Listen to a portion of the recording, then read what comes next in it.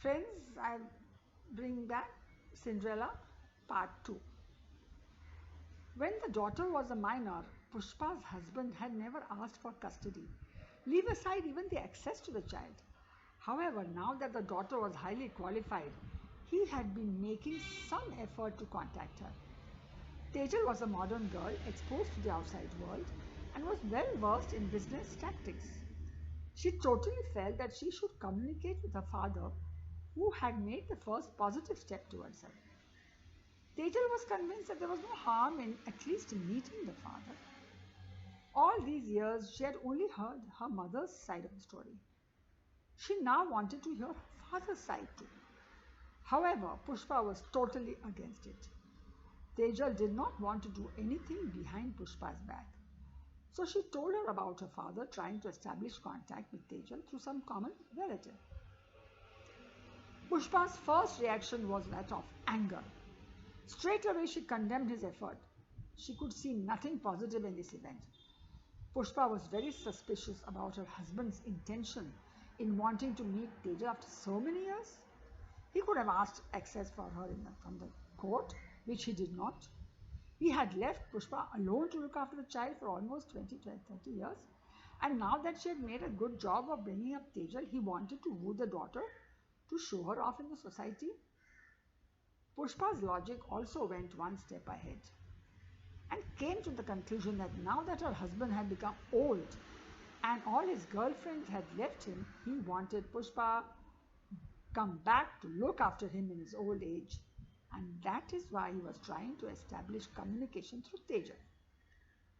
I had a sneaking suspicion that behind the facade of all this logic, Pushpa was afraid of losing Tejal to a very wealthy father who had money to burn.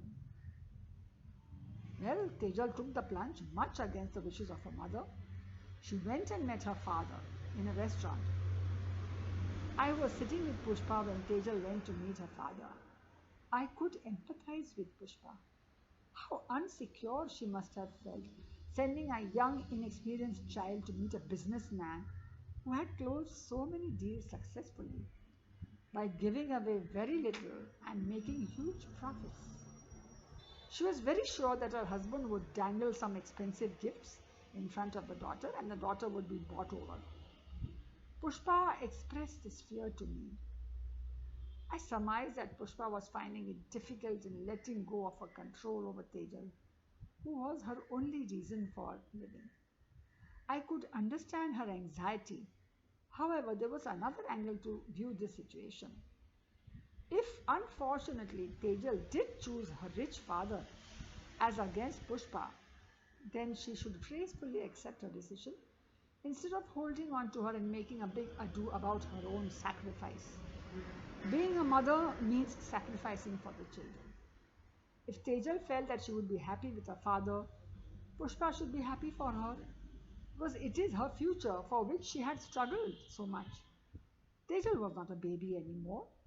She was an adult and could take her decisions independently. I suggested to her to just wait and watch and hope for the daughter's best. Tejal met her father and came directly to me. She was genuinely touched to see her father after so many years. She was glad that in spite of Pushpa's protest, she had gone ahead and met her father. It was a very poignant moment for Tejal to find him tongue-tied on seeing her after so many years. He had tears in his eyes. He confessed to her that his diabetes had crossed dangerously high levels and he was afraid that he did not have much time left. Pushpa insisted that all this new show of affection and illness was sheer drama, only natak. However, all the fears which Pushpa was harboring had no basis. Tejal certainly was not thinking of abandoning her mother and joining his camp. Tejal was an independent, well-educated, and over and above a thinking woman. Her meeting had ended on the note as to when they could meet next. Tejal had realized at that one meeting that she and her mother had moved on in life, were living in a real world, whereas her father still lived in their old orthodox world where women had to cover their hair in front of their elder brother-in-law, make hot rotis after the husband sat at the dining table. Even in a restaurant, he ordered the snacks, that too without onion and garlic. He did not ask her choice of food. But for the restriction regarding marrying within the community, Pushpa had given Tejal a very free life, allowed her to choose the branch of education, her friends, food preferences, etc. Within the constraints of being a single parent with limited amount of money, Pushpa had given Tejal a very decent as well as a very intellectually stimulating life. After living such an independent life, no way was Tejal going to compromise her freedom. Meeting the father was first out of curiosity. Then she thought it practical to keep on meeting him. Tejal knew that her father was worth crores of rupees, which would be conveniently appropriated by his father's family if she did not do anything about it as long as her father was alive. Tejal wanted to continue meeting her father so she could get to know him better and also know his financial plans. Pushpa was very disappointed with Tejal. She felt that she had lost the battle, money power had won, all her sacrifice was in vain. Modern girls only wanted money, they had no value for principles, etc. I coaxed her to let go of the past and live in the present. At present, she had no legal control over Tejal. She was no more a minor. After 20 years, her husband had made the first move, which to me was an indication of his defeat. Pushpa seemed to like this idea. However, she was very firm that she would never go back to him. I asked her what was wrong in Tejal trying to get the wealth from her father, which she was legally entitled to, which could not be got from court so easily and so quickly. Pushpa was very adamant and was stubbornly holding on to her pride and was not prepared to believe that being practical and accepting money help from her husband was all right in today's circumstances. Did she feel let down by her daughter for whom she had sacrificed her entire life? Who was now thinking about her father's money? Without money, even the marriage scene was distant. She herself was finding it hard to earn money by physical hard work and to run the household.